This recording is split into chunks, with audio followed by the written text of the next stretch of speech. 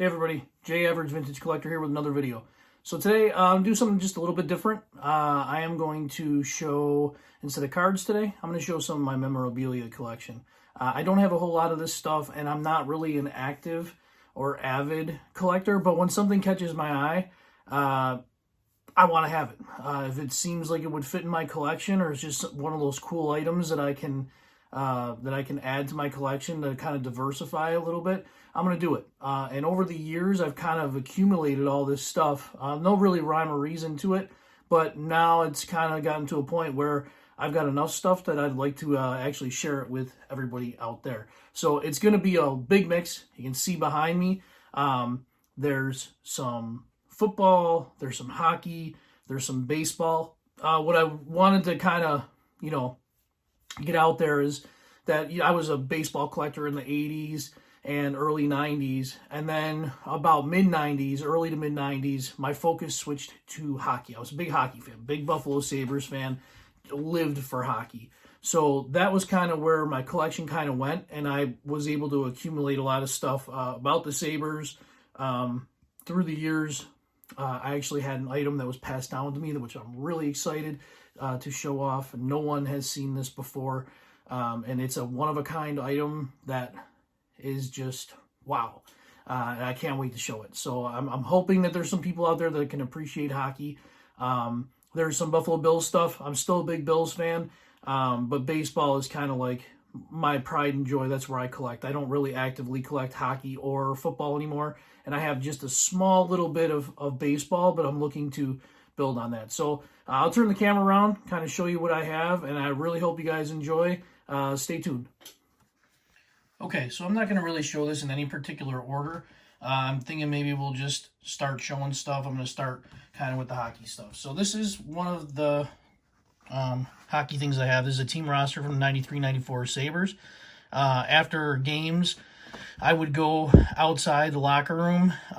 There was an exit from the locker room out to the, outside parking lot. And if you knew where it was, you could stay and have people, players as they came out, try and sign your whatever you had for you. So I was out there one night and was able to get a bunch. This is Doug Huda up in the corner here. Down here in the black, this is Randy Wood. This one here is faded, and I really don't know who that was. This here's Ken Sutton. He's got his number 41. And this, I believe, is Yuri Himalev, but I could be wrong. It's been a very long time. So just kind of cool. There's LaFontaine and McGillney. Couldn't get those guys. McGillney was really tough to get. He usually just walked right by, and he wouldn't really stop. So if you were one of those people that was right front and center, you could get it, but I did not. I was not able to do that. All right, so sticking with the Sabres, they played in Memorial Auditorium, which was an old stadium. They used to have like standing room only. You'd get tickets real cheap to sit up in the nosebleeds, and it really was standing room only. Well, I was able to go to the final game at the Aud, and they were giving these out. So final game, Sunday, April 14th, 1996. It was against the Whalers, which is kind of cool because they don't exist anymore. And this was when they were still giving out the ticket stubs, and that night they weren't ripping the stubs. So kind of cool that I have the full one. Let's see if there's a price of a game on there. $20. Standing room. There it is. Standing room only, $20. Pretty funny. But I was able to go to that, and got this. And what was cool was that the next year they opened up the new arena, which at the time was called Marine Midland Arena. This is an arena they play in now, but it's a different name. And they were giving these to all the people that came in. So opening night, first game against the Detroit Red Wings, October 12th, 96. There's the stub on the back of it. That one they did rip. Can't really see where I sat, but kind of cool that I have both. I thought that was, pretty cool thing to have in your collection. I've had those for years. So there's those two together. All right, moving on. My aunt, she was a big hockey fan. She was away on a trip, and she ran into Kelly Miller, who was playing for the Capitals, and all she had was a piece of paper, and it says, to Jason and Mark, who's my cousin, it says, "Go Capitals, all the best, Kelly Miller." We were not Capitals fans, but he wrote, go Caps, which is pretty funny. And then at the same time, Jim Schoenfeld, who's a former Buffalo Sabre, was a coach at that time, and she also got his to my friend Jason, God bless, Jim Schoenfeld. So that was pretty cool. Got those two things. Speaking of Jim Schoenfeld, here is a commemorative coin that they were giving away with like his likeness on there.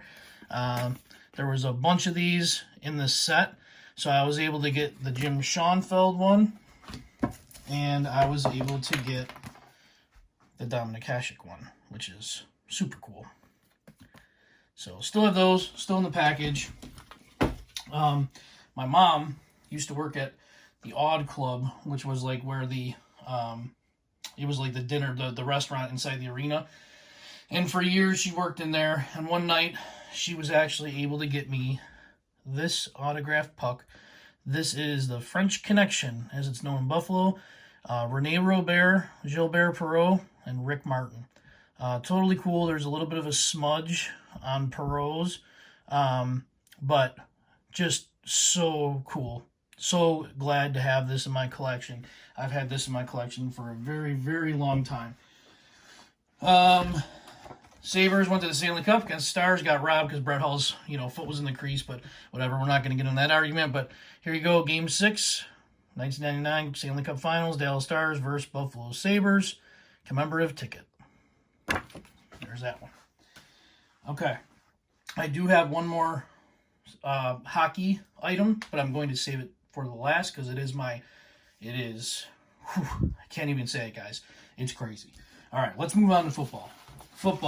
My uncle used to be a real big Harley guy, and every year he would do this motorcycle run that Reuben Brown for the Bills would put on. And even after Reuben retired, he still was in the area, would come every year to do this.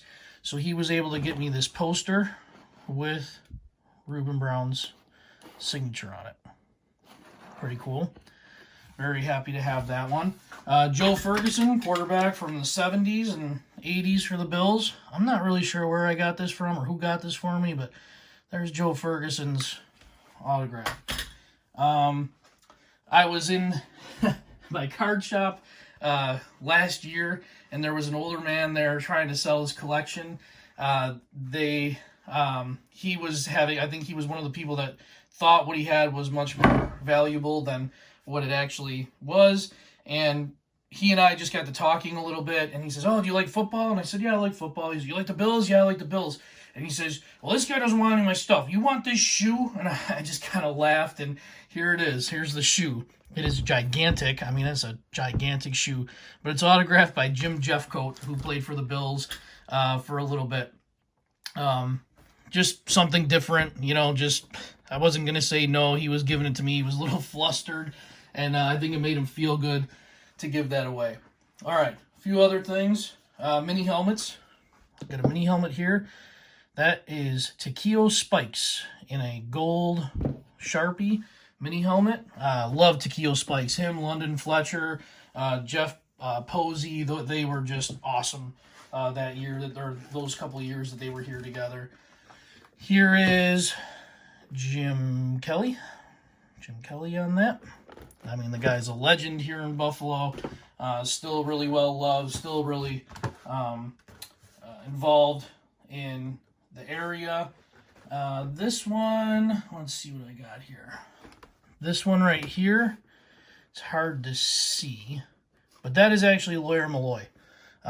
He stopped here for a cup of coffee, really, but just he came from the rivaled Patriots at the time and thought he was going to be here, kind of turn things around. So cool to get that.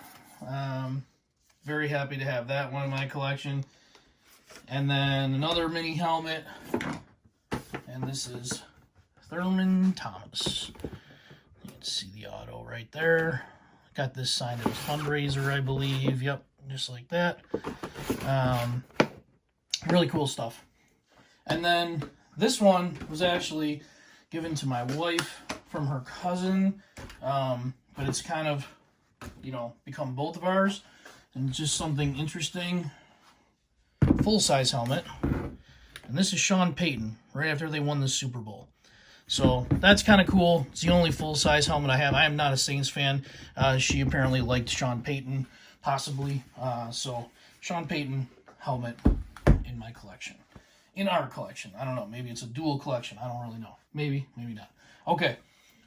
Get on to baseball. Surprisingly, I don't have too much baseball. So the baseball stuff that I do have. So I went to an Orioles game in Baltimore, and it was on the day that Cal Ripken was being enshrined in Cooperstown, and they gave these balls away to everybody in attendance. Ripken, pretty cool, and I didn't really take care of this ball at the time. I used this ball to play baseball a few times, and then once I got back into collecting, I was like, oh my god, I still have this ball. What was I thinking, going ahead and playing with this? So, my Cal Ripken ball. And then, funny story, last year, my wife and I went away for a little getaway to a place in the southern tier of New York, and there was a Native American reservation not too far from where we were, and of course, antique mall, any antique mall anywhere, it's a good chance they're going to find some stuff there. So I actually did find some stuff there. I found a couple cards, and then she said, hey, Jay, come on over, look at this. So I walk over to where she's at, and there's this piece of paper with just a Sharpie marker written on it, and it says, check out Pete Rose, just died. And I was like, oh my god, that's terrible. Like, who would do that? But it got my attention, it did its job, so I went over, and I saw like a newspaper clipping, and she says, no, it's this. And it was a bat that was signed by Pete Rose. And I checked the authenticity. It's got a JSA, checked it all. It definitely was legit. And surprisingly, they did not hike the price because he had just passed away. I'm a big Pete Rose fan, so I was more than happy to add this to my collection. Pretty cool. Numbered at 36 out of 76. Pete Rose big stick. The auto's a little faded, but really nice. Really happy to have that in my collection. Okay, and then the last thing that I have, again, no one has ever seen this. I'm very happy to show this. This actually is a family heirloom. It was, my uncle was able to get this when he was a young guy, and he was a hockey player. And one time, the story is he broke his leg. So he and my grandfather went to an open practice at the Odd to watch the Sabres. And the guys saw that he was in this big old cast, and they asked him what happened. He said, I broke my leg playing hockey. And they were like, wow, it's really something. Well, unbelievably, they all got together and signed a practice hockey stick. And this stick is from the 72-73 season, which, if any of you are familiar with hockey, there are some massive, massive names on this stick. This was passed down to me a few years ago, and I am just so happy to have it. Now, it's on a wooden stick, wooden practice stick, okay? And on the side here is where the signatures are. So, signatures. There's Rick Martin, Roger Crozier,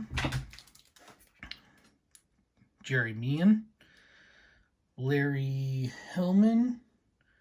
Next one is Troy Pratt. That one took me a little bit to figure out. Don Luce, Steve Atkinson, Gilbert Perreault, Paul Terbench, who I don't really know too much about,